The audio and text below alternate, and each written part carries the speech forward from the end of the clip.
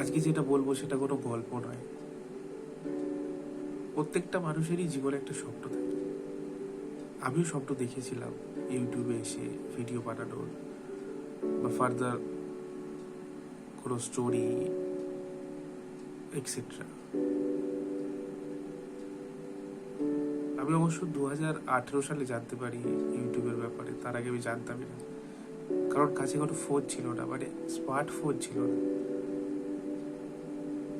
যাই হোক, জানলাম, আগ্রহ বাড়লো, ইচ্ছা হলো কিছু বানাই।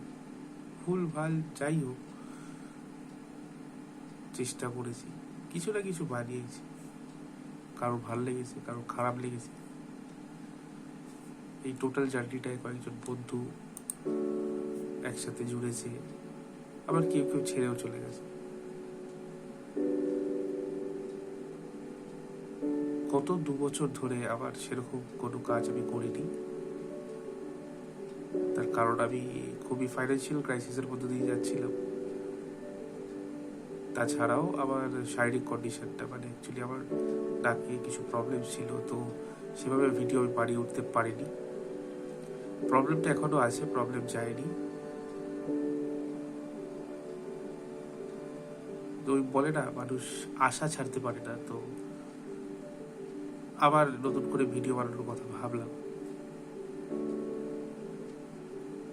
জানি না কতটা বানাতে পারবো, কারোর ভালো লাগবে কি লাগবে না। সত্যি কথা বলতে সেই বিষয়টা নিয়ে আমি আর ভাবতেই চাই না। কেন আমি ইউটিউবে কোনো পয়সা ইনকামের জন্য বা কোনো ফেমের জন্য ভিডিও বানাতে চাই না।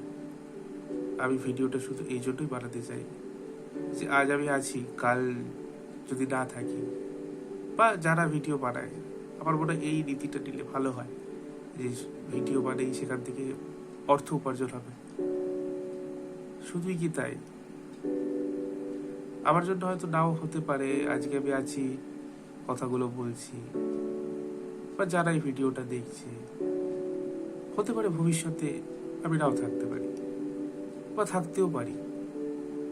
ভিডিও পপুলার হোক চাই না হোক, এই ভিডিওগুলো তো রয়ে যাবে আবার ইউটিউব আর্কাইভে। এবার একদিন না একদিন আমার উত্তরসূরি যারা, তারা এই ভিডিওগুলো তো দেখতে পাবে।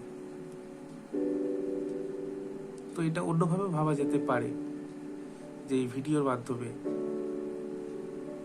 বহুদিন বেঁচে থাকা। যতদিন এই ইউটিউব থাকবে, যতদিন ভিডিও থাকবে, যতদিন চ্যানেলটা থাকবে। যাই হোক, তো আপাতত হাতের কাছে মানে সেরকম কিছু লেখালেখি নেই। অনেকদিন ভিডিও বানাইনি, তো অভ্যেসটা চলে গেছে। জানি না কিরকম হচ্ছে। একটা লাইট লাগালাম, একটা পর্দা টাঙালাম, বছর 2 তো কেটে গেল। আগের মতো বলতে পারবো কিনা জানি না, যদিও আগে কতটা ভালো বলতাম আমি জানি না। আগের মতো অত কন্টেন্টও মাথায় নেই। জীবন অনেক ব্যস্ত হয়ে গেছে এখন আমার। যদিও ইনকাম কানাকড়ি বাড়েনি, মানে ইনকাম একটা কানাকড়ি রয়েছে, তবুও ব্যস্ত। যাই হোক, এই ভেবেই আমি আবার ওই জিনিসগুলো নতুন করে বানানোর চেষ্টা করছি। আমার মেয়ে বড় হচ্ছে, যখন ও বুঝতে শিখবে, এই ভিডিওগুলো দেখবে, হয়তো যখন আমি থাকবো না, এই ভিডিওগুলো দেখে আমার কথা মনে করবে। ইনফ্যাক্ট এরকম আগেও হয়তো হয়েছে,